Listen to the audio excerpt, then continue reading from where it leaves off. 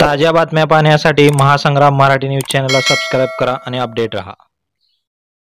राजीनामा देणार का? पहा थेटच काय म्हणाले मंत्री धनंजय मुंडे। नमस्कार मित्रांनो, महासंग्राम मराठी यूट्यूब चॅनलवर आपल्या सर्वांचे स्वागत।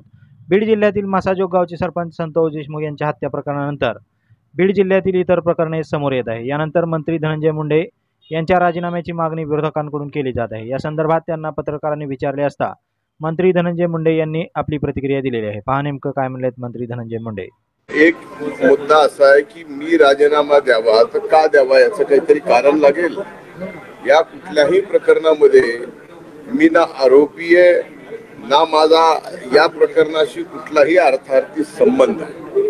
आता या प्रकरणामध्ये आऊचा भाऊ करायचा आणि कुणाचा तरी राजीनामा मागायचा अशा पद्धतीनं माझा राजीनामा काही जण मागतायत, त्यांचं मागण्याचं समाधान आहे। खूप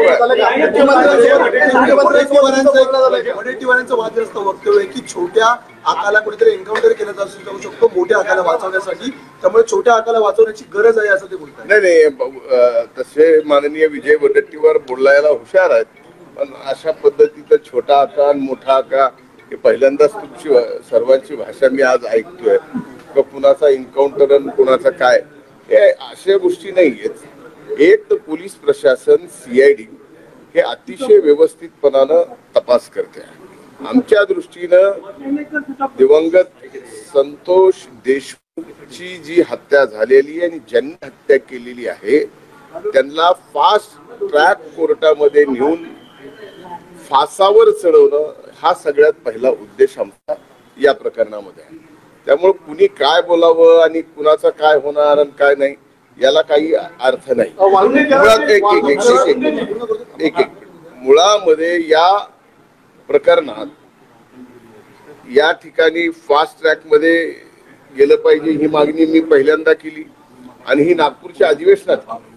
त्यामुळं लगेचच चार्जशीट या ठिकाणी राहिलेले जे काय आरोपी आहेत त्या अटक करून लगेचच चार्जशीट दाखल करावी आणि फास्ट ट्रॅक कोर्टामध्ये या हत्येकरांना फाशीची शिक्षा मिळाली।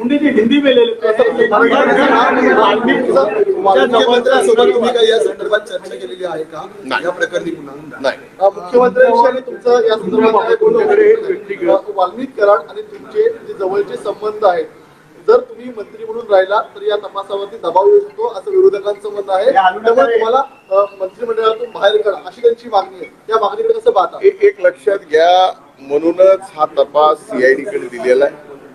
हा तपास न्यायालयीन पण होणार आहे, त्यामुळं त्या तपासाशी कुठल्याही प्रकारचा प्रभाव मी मंत्री म्हणून राहून होऊ शकत नाही। म्हणूनच या ठिकाणी CID, SIT आणि न्यायालयीन या तिन्ही प्रकारच्या चौकशा या ठिकाणी चालू आहेत। बीड जिल्ह्यातील मसाजोग गावचे सरपंच संतोष देशमुख यांच्या हत्या प्रकरणानंतर विरोधकांनी सरकारवर निशाणा साधण्यास सुरुवात केली असून मंत्री धनंजय मुंडे यांच्या राजीनाम्याबद्दल देखील आक्रमक पवित्रा घेतलेला आहे। विशेष म्हणजे महायुतीतील नेत्यांनी देखील याबद्दल मागणी केल्यानंतर मंत्री धनंजय मुंडे यांनी आपली भूमिका स्पष्ट केलेली आहे। याबद्दल तुम्हाला काय वाटतं नक्की कमेंट करा। धन्यवाद।